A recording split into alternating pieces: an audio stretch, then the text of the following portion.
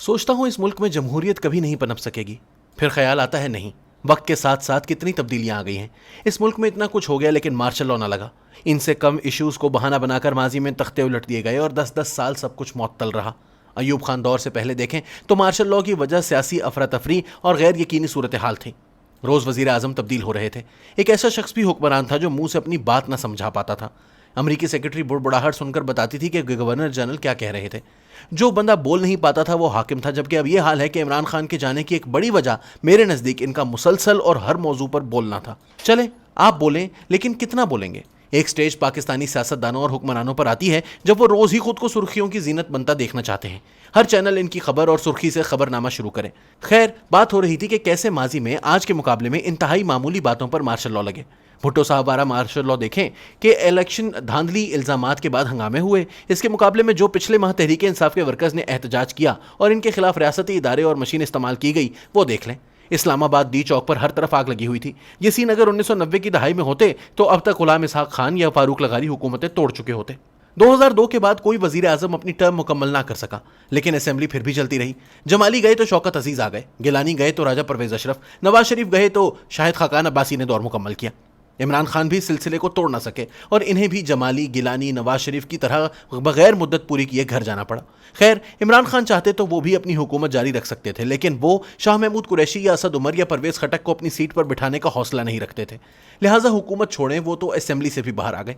ताहम वो पंजाब में वजीर आला उस्मान बुज़दार को फिर भी वजीर आला रखना चाहते थे। सारी लड़ाई इनकी बुज़दार की वजह से शुरू हुई थी। इमरान खान ने हुकूमत छोड़ दी लेकिन बुज़दार को ना छोड़ा। इमरान खान इस असेंबली में बैठने को तैयार नहीं जिस असेंबली में वो वजीर आजम ना हो। मुझे समझ नहीं आती कि उन्होंने खुद ही जरदारी और शरीफों को इक्तदार में वापसी का रास्ता दिखाया। जब खान साहब जनरल बाजवा साहब की मुद्दत मुलाजमत में तोसी देने पर तैयार हो गए तो इन्हें इल्म था कि इनके पास हाउस में अक्सरियत ना थी, लिहाजा इन्हें जरदारी और नवाज शरीफ से वोट मांगने पड़ेंगे। खान साहब यकीनन इन दोनों पार्टियों से खुद वोट मांगने के लिए तैयार ना थे, इसलिए इस काम का बेड़ा मुक्तदरा ने खुद उठा लिया। खान साहब को इल्म होना चाहिए था कि जब वो मुक्तदरा को नवाज शरीफ और जरदारी के पास भेज रहे हैं तो कोई ताकतवर बंदा जब जेल में बैठे बंदे के पास कोई फेवर लेने जाएगा तो जेल में कैद बंदा भी इसके बदले अपनी रिहाई मांगेगा। यही कुछ हुआ जब जरदारी और नवाज शरीफ ने वोट के बदले आज़ादी मांगी। इमरान खान लाख कहते रहे कि वो भोले थे, इन्हें पता नहीं चला, ये सब गलत होगा। इन्हें सब पता था कि दरूने खाना मुलाकातें हो रही हैं। जो मुलाकातें इमरान खान को खुद करनी चाहिए थी वो मुक्तदरा के नुमाइंदे कर रहे थे, तो फिर इन मुलाकातों का कुछ रंग तो निकलना था। इमरान खान को इस वक्त कहना चाहिए था कि हम तो तौसी देने को तैयार हैं, लेकिन हाउस में हमारे वोट पूरे नहीं और हम नहीं चाहेंगे कि आप जरदारी और नवाज शरीफ जैसों से वोट मांगे। सियासत में चलता ही सारा लेन देन है कि इस हाथ दे और उस हाथ ले, यहाँ कोई किसी का सगा नहीं। लिहाजा शरीफों और जरदारी ने सीधा सौदा किया और बगैर जज्बाती हुए लंबी डील मारी। उन्होंने माजी की मुश्किलात और जेल को इसकी राह में रुकावट नहीं बनने दिया। दूसरी तरफ हर असेंबली में इमरान खान ने पार्लियामेंट्री कमेटियों में बैठने से इनकार किया, सब कुछ मुक्तदरा पर छोड़ दिया। जब अपोजिशन और मुक्तदरा आपस में बैठकर कानून साजी और दीगर अहम कौमी सिक्योरिटी इशूज पर मुज़ाकरात करेंगे जिनमें हुकूमती जमात कहेगी कि वो इन चोर डाकुओं के साथ नहीं बैठेगी, तो फिर इन चोर डाकुओं ने इन मुहाफिजों को किसी न किसी मरहले पर कायल कर लिया होगा कि क्या आप लोग नेक और परहेजगार तस्बीह बरदार वजीर आजम को बोझ उठाए हुए हैं, आप सीधा हमसे बात करें। अगर हर दफा आप लोगों ने हम चोर डाकुओं की मदद से पार्लियामेंट में बिल पास करवाने हैं तो बेहतर है पार्लियामेंट हमारे हवाले कर दें। इन्होंने भी सोचा होगा कि बाद में वजन तो है कि जब भी असेंबली में कोई कानून साजी करानी हो तो इन्हें कहा जाता है कि अब बिल भी पास कराओ। हफीज शेख की सेनेट सीट पर शिकस्त के बाद एतमाद का वोट लेना हो तो भी मुक्तदरा की मदद दी गई, सेनेट इलेक्शन हो या फिर जो भी इशू हो।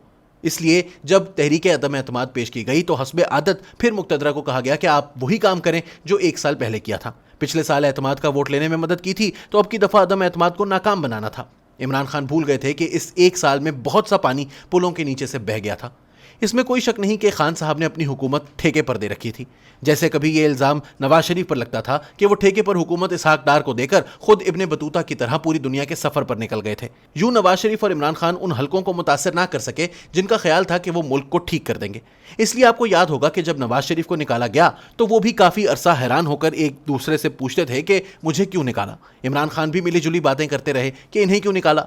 बहरहाल एक बात तय है कि जब नवाज शरीफ हुकूमत में थे तो इन्हें हुकूमत चलाने से कोई दिलचस्पी ना थी। जो वजीर आजम 8-8 माह पार्लियामेंट ना जाए, 6-6 माह काबीना का इजलास ना बुलाए और 400 दिन मुल्क से बाहर 100 से जायद बैरूनी ममालिक के दौरे करे, इसने क्या मुल्क चलाना था। अब भी हम देख रहे हैं कि हुकूमत शहबाज शरीफ से नहीं चल रही। बेयकीनी अभी तक हर तरफ छाई हुई है। स्टॉक मार्केट और डॉलर इनके कंट्रोल में नहीं आ रहे। रोजाना की बुनियादों पर अब बिजली गैस के रेट्स बढ़ रहे हैं। अगरचे खबरें आ रही हैं कि पिछले कुछ अरसे से पेट्रोल की खपत कम हुई है, जिससे पेट्रोल इंपोर्ट कम होगी।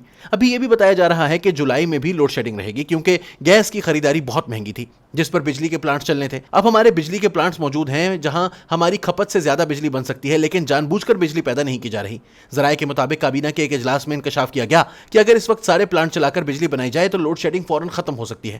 سب وزیر خوش ہوئے اور کہا کہ پھر دیر کس بات کی ہے، یونٹس چلائیں اور بجلی لوگوں کو دیں۔ اس پر کسی نے اجلاس کو بتایا کہ وہ تو ٹھیک ہے، لیکن بجلی پیدا کرنے کے لیے فیول کی ضرورت ہوگی، اور فیول پر بجلی کا ایک یونٹ 51 روپے کا پڑے گا۔ عوام افورڈ کر لیں گے یہ بل؟ اس پر اجلاس میں خاموشی چھا گئی۔